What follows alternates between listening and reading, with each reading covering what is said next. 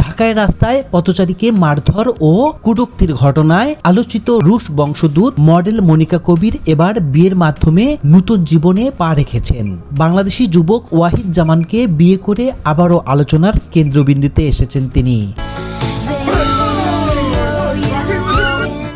অনুসন্ধানে বেরিয়ে আসে চাঞ্চল্যকর তথ্য। ছেলে মনিকা কবিরের চেয়ে 9 বছরের ছোট, আর ছেলে ওয়াহিদ জামান বাংলাদেশি নন, তিনি পাকিস্তানি। বাংলাদেশে পড়াশোনা করেন। মূলত ভার্সিটিতে পড়া এই ছেলের সাথে মনিকা কবিরের আগে থেকেই পরিচয় ছিল।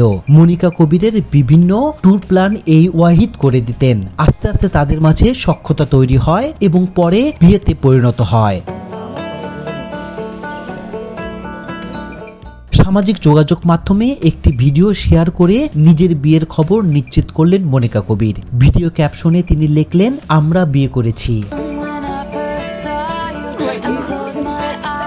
ভিডিওতে দেখা যায় ঘরোয়া পরিবেশে মালা বদলের মাধ্যমে বিবাহ বন্ধনে আবদ্ধ হচ্ছে মনিকা ও ওয়াহিদ জামান। পুরো ভিডিও জুড়ে তাদের আনন্দঘন মুহূর্ত ও খুনসুটি নেটিজেনদের নজর কেড়েছে।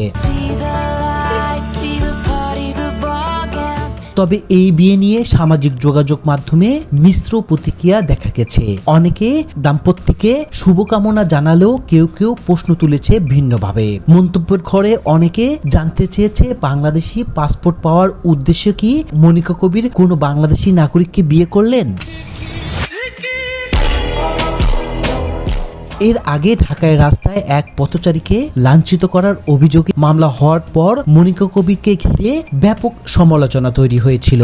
সেই বিতর্ক পুরোপুরি থিতিয়ে যাওয়ার আগেই বিয়ের ঘোষণা দিয়ে আবারও আলোচনায় এলেন এই সোশ্যাল মিডিয়া ইনফ্লুয়েন্সার।